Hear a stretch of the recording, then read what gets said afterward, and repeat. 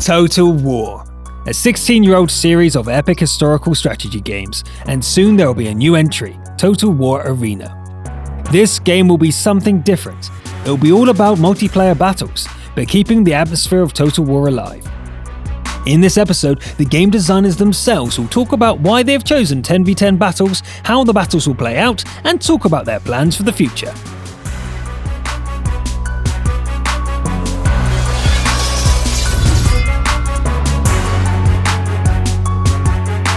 I'd expect new players to get excited about Total War Arena because it contains all of the traditional traits and aspects of a normal Total War title, combined it and tailored it into the ultimate experience, which I think is online multiplayer. Difference in Total War Arena, if you haven't played it in the alpha, would be the diversity of unit types that we're offering. So when you pick up a spear unit, it actually plays totally differently. You have to put down a different game style almost to play with it in comparison to how you might play swords or cavalry or something like that. Difference between the classes between factions emphasized, so that mechanically feels a lot different. Not only are we tweaking and pulling on their statistics, but we're actually changing the way that the unit moves and functions. We wanted Total War Arena to have elements of not only strategy and teamwork, but also we wanted individuals to be able to display their skill levels. So that's the reason that we've made a lot of the abilities, a lot of the traits that are normally automatic in units manual. When it comes to either, skill versus tactics, both I think are equally important. Like the tactics will get you into the correct position, and in Total War Arena, positioning is a very important thing. You need to make sure that your units are in the right place at the right time to deliver that killing blow. But skills can get you out of a bad situation. So if you're in the wrong position, skills can remove you from that situation. I'd like to think that we've managed to get a really decent difficulty curve in our game. So at the beginning of your experience, when you first start out, the decisions you make will be slightly softer. You are going to have a little bit more of a chance to survive, right? But as you progress through the game, it does become more important. We've scaled our stats in such a way that it becomes a little bit more dangerous as you get towards the higher tiers. We wanted to create a game that's easy to learn and pick up, but difficult to master.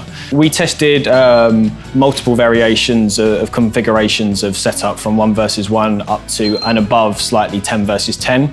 And we found that those configurations meant we had to change the unit compositions that players had to control. So what we've done is we've given the players free units to allow the ease of access to the game. But because it's 10 versus 10, you're still drawing that epicness, you're still drawing that mass warfare and what traditionally is Total War. We'd like to look at introducing new game modes to the game at some point.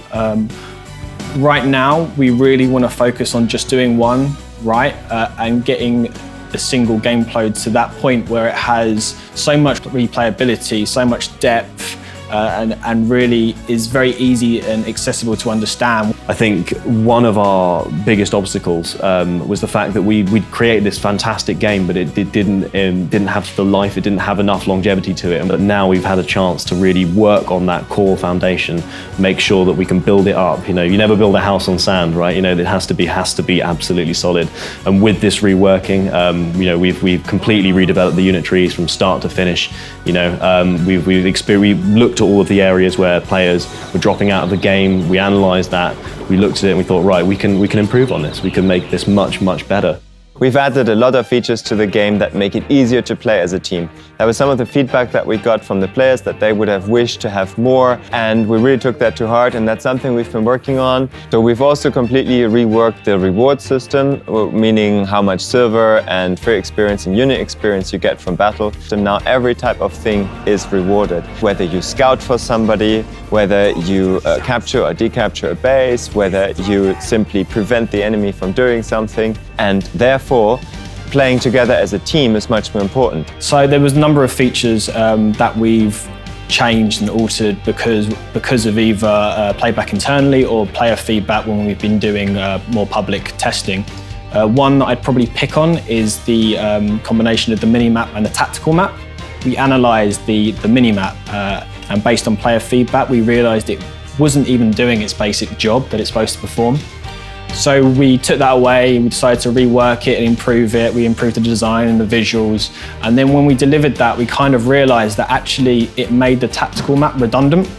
It wasn't needed anymore. So we've now removed the tactical map from the game, but in favour of a mini-map that's much clearer. It's doing its job and it looks a lot visually nicer. There's lots of new content coming into the game, including commanders, units and maps. We're working on quite a few maps at the moment. One of the key aspects that we want to address is to tier maps into pools, so that effectively when you're playing the earlier tiers, you get specific maps suited to that, not just for pacing reasons, but also for accessibility reasons. One map in particular that we're working on at the moment is called Capitoline Hill. Capitoline Hill is going to be an early tier map, so it will be available to probably something along the lines of tier 1 to tier 3. So when you're new to the game, it's quite small, quite contained, has very few kind of complexities in it in terms of heights and ground types and all of those mechanics. So it allows you to learn the game, allows you to experience the game. So we've built up this really strong foundation now, and it's time to just start making more stuff and filling the game full of content, right? There's so much that we're going to do and that we can do. So obviously there are going to be new commanders on the scene, there are going to be new unit types arriving. We have the Folksmen, who are going to probably get some sort of reworking soon. We really want to make sure that when we deliver our content, it's going to be meaningful, it's going to be interesting, and it's going to be fresh. You know, it's going to bring this new level of excitement to the game. That's it for today. Stay tuned for more insights into the development of Total War Arena.